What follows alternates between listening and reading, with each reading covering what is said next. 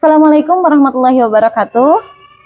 Perkenalkan, nama saya Wafa Nur Afifah, merupakan salah satu dari peserta yang mengikuti program pendidikan kader ulama atau PKU yang diadakan oleh Majelis Ulama Indonesia Kabupaten Cianjur. Nah, untuk hari ini di sini alhamdulillah kita berkumpul. Kami ini tergabung dalam kelompok 6 dalam mata kuliah perbandingan mazhab yang pada dasarnya sebetulnya kita ada 5 orang, tapi karena yang 2 memiliki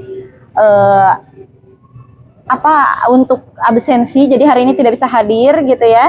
Tapi di sini kita masih ditemani oleh 2 orang yang luar biasa ini, ada Ustazah Tazkiyatul Muqtafa. Beliau merupakan fresh graduate dari Miftahul Huda Mananjaya Tasikmalaya. Dan untuk yang ada di sampingnya, perlu diketahui ya, beliau ini adalah kakak daripada Ustazah Tazki, yang mana beliau ini adalah alumni dari Pondok Pesantren di Kudus. Beliau itu namanya Ustadz Fikri Ali.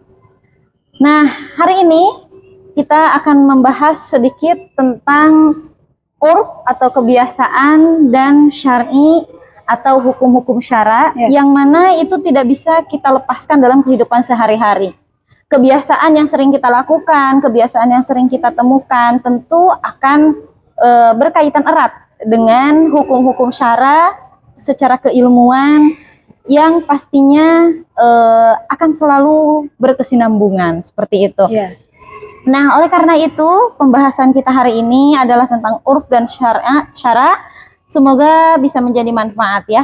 Amin. Nah, untuk pembahasan yang kali ini, Ustadz dan Ustazah, kita akan membahas tentang urf dan syara, kebiasaan dan hukum-hukum syara yang tentunya akan selalu berkaitan.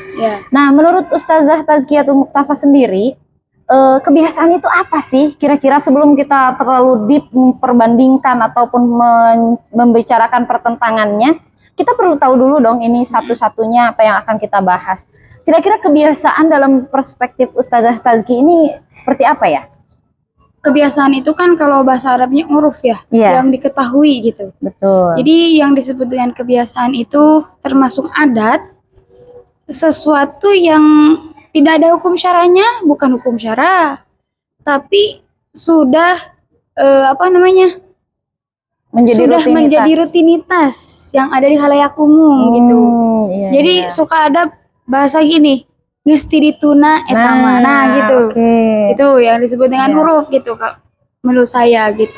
Nah, kalau mengenai kebiasaan ini sendiri, menurut Ustazah Tazki, perlu nggak kita bahas bahwa ini akan menimbulkan pertentangan dengan syariat? Oh tentu, apalagi di Indonesia kan termasuk banyak suku dan bangsa ya, banyak hurufnya, banyak adatnya. Betul. Dan di Indonesia ini tidak hanya satu agama dan gitu. Dahulunya juga Indonesia bukan merupakan suatu negara yang berbasiskan Islam seperti itu. Nah, uruf sudah kita bahas bahwa uruf adalah sebuah kebiasaan. Untuk syar'inya sendiri, Pak Ustadz, syar'i itu apa sih? Hukum syara itu apa sih? Kita selalu mendengar kalimat hukum syara hampir di setiap tempat keagamaan. Tapi secara perspektif Ustadz Fikri Ali sendiri, ini apa sih hukum syara itu gitu? Kalau hukum syara ya kan udah jelas gitu ya. Jadi hukum-hukum yang sumbernya emang dari Quran dan hadis yang sudah ada di sana gitulah. Ketentuan hukum yang berlandaskan Quran, hadis dan ijma, qiyas dan sebagainya seperti itu. Nah, menanggapi pertentangan yang tadi kan dikatakan bahwa Indonesia ini berdiri tidak hanya dengan satu agama, bahkan basicnya dulu adalah sebuah negara yang berdiri atas dasar Hindu dan Buddha seperti itu. Nah, kira-kira ada nggak sih referensi atau bagaimana sih caranya kita menanggapi ketika ada pertentangan antara hukum syara dan uruf itu sendiri, yang dalam arti ini urufnya begini, hukum syaranya seperti ini, mana yang harus kita dahulukan seperti itu? Kira-kira menurut Ustadz Fikri Ali bagaimana? Kalau itu mungkin dilihat dari segi hukum syaranya gitu ya. Apakah pas pertentangan itu syaranya itu mengandung hukum apa tidak. Kalau syaranya mengandung hukum, maka diutamakan hukum syaranya. Tapi kalau syaranya itu tidak mengandung hukum, maka mungkin boleh dikatakan uruf yang bisa diambil.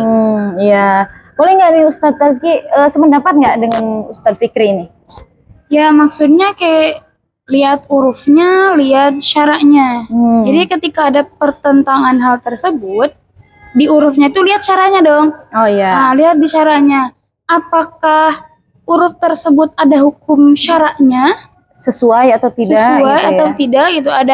Ada syarat-syarat yang udah termasuk dalam syaraknya gitu atau tidak gitu. Soalnya itu kan berbeda gitu. Berarti di sini Ustazah Tazki menyetujui apa yang diutarakan oleh Ustadz Fikri ini ya? Iya tentu. Nah, karena sudah setuju nih ya pendapatnya tentang pertentangan tersebut, kira-kira ada nggak sih Ustadz Fikri atau Ustazah Tazki ini bisa memberikan analogi atau contoh di mana pertentangan tersebut terjadi gitu?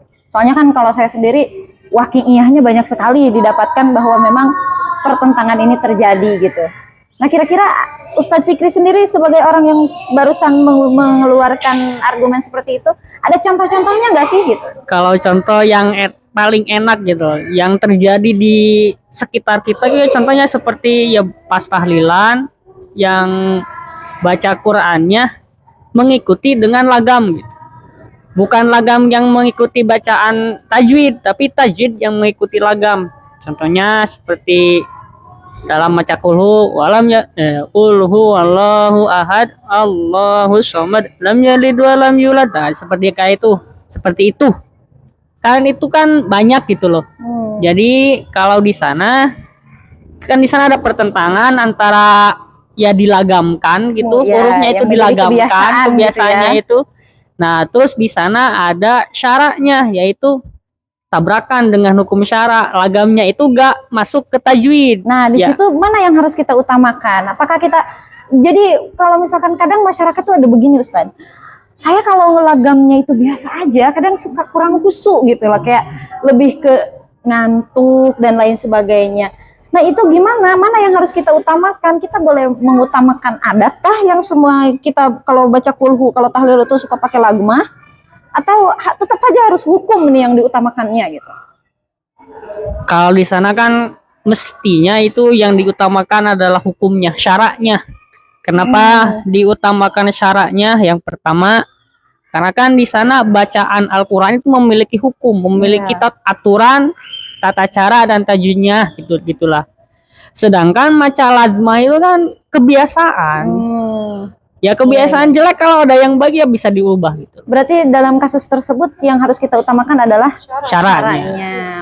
Mungkin bisa lagamnya bisa dirubah kayak lam yalid wa lam yulad, dipanjangin. Jadi mungkin jadinya lagam ya, syaratnya ya. Jadi mungkin dalam hal tersebut kita perlu yang harus diperbaiki itu adalah lagemahnya untuk mengikuti syaratnya, bukan syarat yang mengikuti lagemahnya. Ya, seperti itu. Nah, kalau dalam hal perkembangan keilmuan ya Ustazah, sekarang ini kan ilmu sangat luas sekali. Misalkan kalau kita melihat ada seseorang yang berkata dengan sumpah yang sah. Sumpah kan dalam Islam diperbolehkan ya. Sumpah dalam arti sebuah perjanjian dia terhadap dirinya sendiri dan bahkan bisa membawa nama Tuhan seperti itu. Bersumpah saya demi Allah bahwa saya tidak akan makan daging. Nah, daging yang kita maksud di sini adalah dalam adat masyarakat bahwa kita ketahui daging itu adalah sejenis daging. Kalau daging putih ada daging ayam, tapi selebihnya adalah mungkin semacam daging-daging merah, wagyu gitu kan, kayak steak daging kambing, daging domba, daging sapi, daging kerbau dan sebagainya. Tapi kan jarang ada orang yang mengatakan bahwa ikan mas itu ada dagingnya. Mereka selalu bilang ikan aja itu bukan daging gitu, ikan gitu. Nah, tanggapannya gini, kalau misalkan kita bersumpah nih diet, pokoknya saya mau diet deh karena memang kesehatannya obesitas atau gimana gitu ya. Diet bersumpah atas nama Allah, saya tidak akan makan daging. Tapi dia masih makan ikan. Gimana itu melanggar sumpah nggak itu tuh? Oh, jadi itu pertentangan antara adat, uruf, definisi sama daging syara sama gitu. syara'nya itu kan sumpah iya. disahkan nih. Tapi definisi daging tersebut kan kalau dibawa ke biologi itu kan daging berarti walaupun dalam belalang itu tetap daging kan, walaupun belalang, kepiting. Tapi kan secara hukum adat itu nggak disebut daging, belalang itu nggak ada dagingnya katanya gitu. Nah itu gimana? Kira-kira melanggar nggak sih kalau kita bersumpah tidak makan daging, tapi kita makan daging, makan ikan, makan belalang, makan kepiting, itu gimana tuh? Iya. Itu kayak gini lah. Kan itu ada di antara daging sama ikan ya. Iya. Antara makan daging dan makan ikan. Kalau dalam Al-Quran, Allah menyebutkan daging itu daging, mutlak semuanya daging. Iya, mau betul. ikan itu termasuk daging. Termasuk daging ya. Iya. Berarti Quran dengan definisi biologi itu sesuai. Iya, sesuai gitu. Nah, tapi ya, adat yang nggak sesuai nih. Cuman ada tidak sesuai. Adat nggak sesuai. Nah, ketika ada pertentangan antara adat uruf itu ya, kebiasaan sama syara, tapi di syaranya itu di adatnya itu belum ada hukum. Maksudnya kayak gini, lihat deh di Al-Quran ada nggak sih tentang hukum tentang makan daging, atau hukum dagingnya tuh kayak gimana, harus kayak gimana, dagingnya tuh syarat dan rukunnya ada nggak? Kan enggak. Gitu. Berarti kalau di situ yang diutamakan harus apa? Kalau di situ diutamakannya itu uruf. Urufnya bisa. Berarti dapat kita simpulkan bahwa kalau kita bersumpah untuk tidak makan daging, terus kita makan ikan, jadi boleh itu ya? Iya, boleh. Tidak melanggar sumpah gitu ya? Kayak gini aja, kayak gini. Kalau ada lah ya yang dimaksud dengan karpet. Allah menyebutkan karpet itu kan rumput ya. Betul. Yang menghampar gitu, ya. Apapun itu yang menghampar gitu kan. Terus ada yang bilang, demi Allah aku nggak bakal tidur di atas karpet gitu kan ya. Ada yang bilang kayak gitu. Terus dia tuh malah tidur di atas rumput. Nah, di atas rumput. Itu sumpahnya teringkar atau enggak? Itu enggak. Kenapa? Karena rumput yang secara adat, uruf, disebut salah maaf. Karpet yang dimaksud dengan uruf itu karpet yang suka digelar kita. Jadi bisa nggak saya menyimpulkan seperti ini? Berarti kalau dalam adat yang tidak berkaitan langsung, tidak ada hukum yang mengkhususkannya, maka boleh kita lihat POV-nya ya. Kayak tadi lahmun daging itu kan, kalau POV dari Allah dan POV dari biologi, itu kan berarti segala otot-otot yang ada di hewan, baik itu manusia maupun hewan apapun, itu daging kan ya? Tapi kan POV di masyarakat uruf ini, bahwa yang disebut daging itu POV-nya adalah ya daging merah sama daging ayam gitu kan. Berarti boleh kita pakai POV yang di masyarakat. Kayak karpet. Selama tidak ada hukum khusus gitu. Kayak karpet, kalau POV di Allah kan bumi menghampar ya, karpet itu juga karpet gitu kan. Berarti kalau di POV manusia kan karpet itu ya yang kita gelar gitu. Bisa dimengerti. Jadi kalau ada pertentangan seperti itu, mungkin kita harus lihat dulu ya Pak Ustadz, ini ada hukum yang mengikat atau tidak, dan urufnya seperti apa gitu. Tapi boleh nggak sih Pak Ustadz kita menjaga kebiasaan, menjaga uruf yang bahkan dicetuskan oleh orang-orang yang kafir, non-muslim gitu Ustaz. Seperti halnya kita, kalau misalkan kita tinggal di India atau di tempat-tempat yang mayoritasnya Hindu, kita tidak berkurban dengan sapi gitu, untuk menghormati orang-orang Hindu. Tapi kan kita pada dasarnya tidak perlu ya menghormati orang-orang Hindu, karena mereka tuh kafir kan. Kita tetap sunat berkurban atau ekah dengan hewan gitu. Nah, gimana itu pandangannya Ustaz? Boleh nggak sih kita menghormati urf yang dicetuskan oleh orang-orang kafir atau non-muslim? Kalau itu kan tergantung ya. Kalau urufnya itu tidak melanggar dalam hukum syara, ya nggak apa-apa. Apalagi kan menghormati. Tapi kalau di mana uruf itu melanggar, misalkan akidah atau apalah hukum syara, akidah atau apa, ya otomatis kita ya jangan ikut-ikutan. Gitu. Seperti itu. Jadi untuk menghormati itu mungkin tidak apa-apa ya, tapi selama tidak melanggar hukum syara atau ya hukum Islam gitulah. Oh, oke. Ada batas-batas tertentu. Nah, ini satu lagi nih analogi pertanyaan saya nih, Ustazah atau Pak Ustadz, boleh dijawab sama siapa aja deh. Urfnya dalam Indonesia ini toleransi atau moderasi beragama, terkadang kita saling mengucapkan dalam suatu hari raya gitu. Nah, pendapat Ustadz sama Bu Ustazah ini, kalau kita ngucapin selamat Natal atau selamat apa, itu kan urf juga tuh. Itu gimana itu? Pendapatnya aja nih, pandangannya aja gitu. Gimana tuh kira-kira? Kalau menurut ulama itu kan masih bertentangan ya. Iya. Bukan bertentangan, masih ada khilaf lah gitu. Ada yang berpendapat tidak boleh dengan alasan man tasyabbaha biqaumin fahuwa minhum, itu kan ya dalilnya. Terus ada juga ulama yang berpendapat ya boleh-boleh saja selama tidak tidak melanggar akidah. Jadi dia berucap seperti itu bukan berarti dia senang atas hari itu. Betul. Dan mempercayai atas hari itu. Tapi menghormati aja tapi gitu. Tapi ini toleransi aja gitu. Toleransi ada kan itu masih bertentangan ulama. Jadi terserah itu. Selama Anda punya pendapat yang memang sahih gitu ya, menurut Anda, boleh-boleh saja. Boleh-boleh saja. Jadi pilih yang mana aja gitu maksudnya. Iya. Berarti itu beda konteks nggak kalau kita misalkan membahas itu urf, masuk nggak ke pertentangan urf dan syar'i gitu? Analogi tersebut tentang pengucapan selamat Natal dan lain-lain tersebut gitu. Soalnya kan kalau kita lihat Menteri Agama loh yang mengucapkan seperti itu gitu.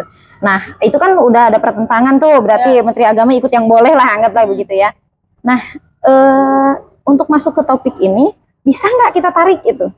Atau itu beda lagi gitu? Bisa, cuman kayak gini, dalam syaratnya pun masih ada pertentangan. Jadi gitu, kan ini uruf dan syara pertentangan nih.